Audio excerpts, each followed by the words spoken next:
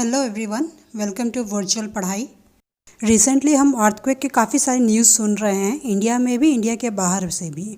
अब earthquake form कैसे होता है, ये आते कैसे हैं, चलिए इसके बारे में आज हम जानते हैं। हमारा अर्थ डिफरेंट लेयर से बना हुआ है। जो बीच वाला लेयर है उसे हम कोर कहते हैं, उसके ऊपर के लेयर को हम मेंटल कहते हैं और उसके ऊपर के लेयर को हम क्रस्ट कहते हैं, जहाँ पे हम सब रहते हैं। तो अर्थ क्वेक जब फॉर्म होता है तो बीच में से फॉर्म होता है, जिसे हम फोकस कहते हैं, और इसके स्ट्रेट में जहाँ पे सबसे पहले महसूस होता है उसे हम एपिसेंटर कहते हैं। जब अर्थक्वेक आता है तो 3 टाइप्स ऑफ वेव्स फॉर्म होती है। पहला प्राइमरी या पी वेव्स। ये वेव सबसे फास्टेस्ट वेव होती हैं, जिसकी स्पीड 8 to 14 किलोमीटर पर सेकेंड होती हैं।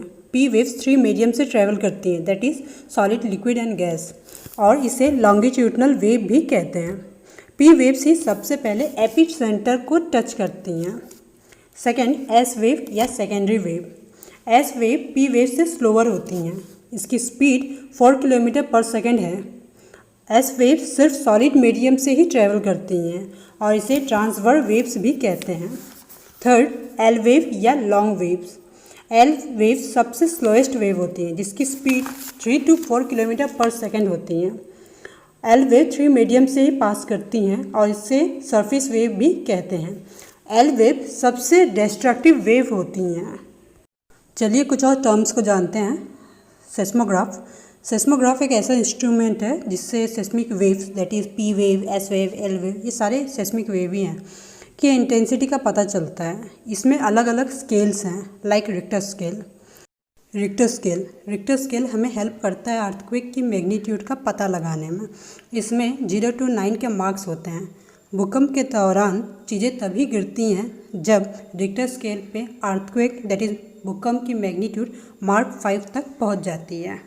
अर्थक्वेक आते क्यों हैं? तो पहला रीज़न है, हमारे धरती के नीचे बहुत सारे प्लेट्स हैं। ये प्लेट्स जब मूव करती हैं और एक दूसरे से टकराती हैं तब एनर्जी रिलीज़ करती हैं, जिसके वजह से ग्राउंड शेक करता है। सेकंड, वोल्केनिक इरप्शन की वजह से, और थर्ड, ग्लेशियर्स के मेल्ट होने से। लेट्स नो कि वर्ल्ड में कहाँ पे सबसे ज़्यादा भूकंप आते हैं। तो पैसिफिक ओशन में जो रिंग ऑफ फायर है वहाँ पे सबसे ज़्यादा भूकंप आते हैं।